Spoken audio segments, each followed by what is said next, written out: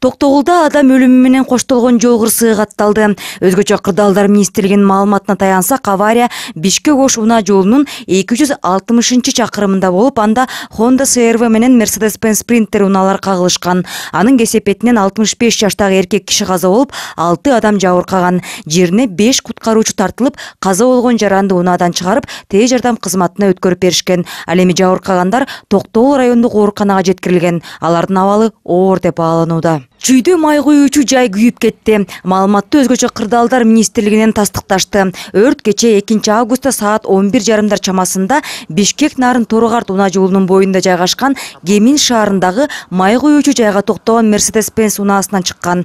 Кырсыктан унаа толугу менен күйүп, андан тышкары бир май куюучу колонка, оператордук бөлүмү, ичинде жайгашкан жалпы аянты 80 чарчы метр дүкөн жана темир калай менен жабылган аянты 140 чарчы метр бастырма кошо өрттөнгөн. Түнкү 12-лерге жакын чектөөгө алынып, бүгүн таңкы саат 4:30 толук өчүрүлгөн. Жабыркагандар жок. Учурда кырсыктын себептери иликтенип жатат. Өзгөчө Кырдаалдар министрлигинин маалыматы боюнча, дал ушул эле дарекке таңкы 6-ларда өрт чыкканы тууралуу дагы бир чакыруу түшкөн. Анда май куюучу жайдын металл менен жабылган чатырынын 10 чарчы метр күйгөн. Жалын 20 мүнөттөн кийин чектөөгө алынган. Бишкекте да жеңил унаа толугу менен күйүп кетти. Mercedes-Benz S500 үлгүсүндөгү жеңил унаа 7-кичи районунда жайгашкан көп кабаттуу үйдүн жанында турган жерден өрттөнгөн. Алгач машинанын ээси менен окуянын күбөлөрү жалынды өз алдынча өчүрүүгө аракет кылышкан, бирок анда майнап чыккан эмес. Отту өчүрүүгө 2 бөлүм тартылып, таңкы саат 5:30 өрт чектөөгө алынып, 6-ларда толук өчүрүлгөн. Учурда өрттүн келип чыгуу себеби такталууда. Кыргызстанда коронавирус жуктуруп алгандардын саны өткөн айга салыштырмалуу азая түшкөнү байкалууда. 3 августка карата илдет жуктуруп алгандардын саны 797-ни түздү. Буга чейин бул көрсөткүч 1000ден ашып келген. Деген менен Бишкек шаарында эпидемиологиялык абал турукташа элек. Республикалык штаб тараткан маалыматка ылайык, өткөн сутка ичинде Ордо калаада 445, Чүй областында 123, Жалал Абад областында 70 адамдан инфекциянын белгилери табылган. Баткен жана Ысык көлдө бейтаптардын катарына жаңыдан кошулгандар 60-тын тегерегинде болду. Ал эми Ош, Талас нарында илдетке чалдыккандар 20-га жетпейт. Тилекке каршы орну жеңе албай акка мою сунгандар да бар. Өткөн сутка ичинде COVID-19 илдетинен өлкө боюнча 10 бейтап каза болду. Кыргызстанда пандемия башталгандан бери 2000ден ашуун киши коронавирустан улам каза болду.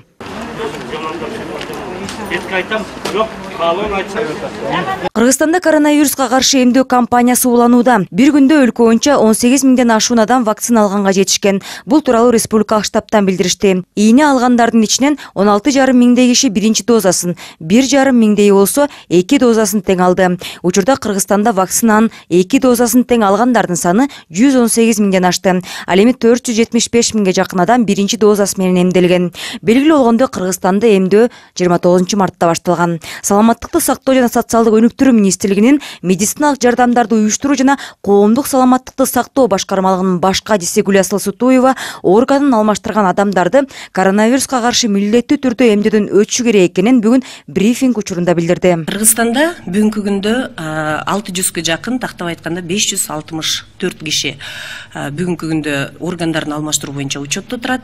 Анын 164-ü буурун алмаштыргандар болсо, калганы 400га жакыны бул бөйрөгүн алмаштыргандар.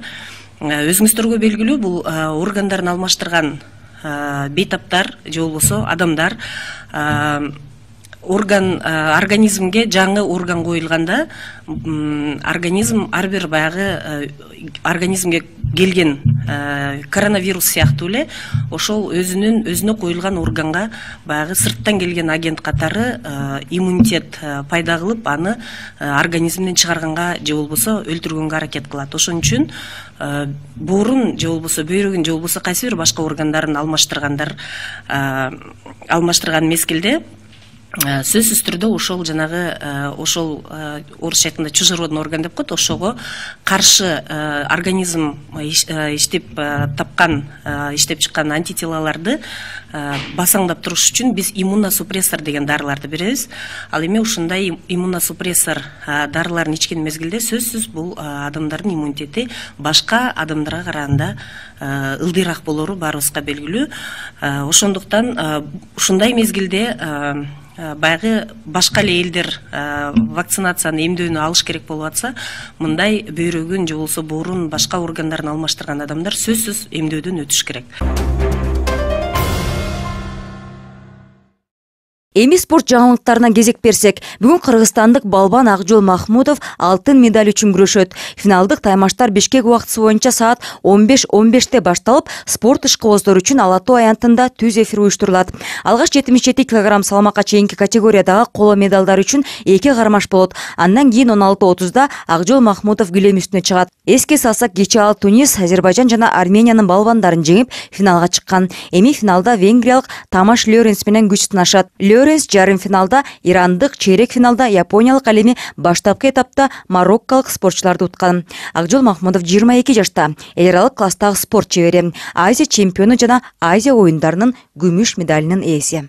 Дагы бир кыргызстандык спортчу Айсулуу Тыныбекова Токиодо өтүп жаткан Олимпиада оюндарында алгачкы жүрүшүн ийгиликтүү баштады. Балбан кыз 62 кг салмактагылар арасында күч сынашып, биринчи атандашы латвиялык Анастасия Григорьеваны 8-0 эсебинде утуп алды. Чейрек финалда ал румыниялык Криста Тунде Инсе менен күрөшүп, атаандашынын далысын жерге басып, таза жеңишке жетти. Жарым финалда Айсулуу Тыныбекова украиналык спортчу Ирина Калядинка менен кезгелет. Ушул эле күнү грек-рим күрөшүнөн 87 кг салмакта Атабек Азизбеков килемге чыгып, венгриялык Виктор Лоринскиге 1-6 эсебинде утулуп калды. Эгер Виктор Лоринс финалга чыкса, Атабек Азизбеков коло байгеги үчүн жооткотуучу беттеште күчүн сынайт. Кыргызстанга UFC уюмунун жеңил салмактагы мурдагы чемпиону Хабиб Нурмагомедов учуп келди. Бүгүн аны Манас аэропортунан Eagle Fighting Championship 38 мелдешин уюштуруучулар тосуп алышты. Нурмагомедовдон тышкары Кыргызстанга мушкерлер Зубайра Тухугов, Имар Нурмагомедов жана Усман Нурмагомедов дагы келди. Хабиб Нурмагомедов өзү ээлик кылган Eagle Fighting Championship уюмунун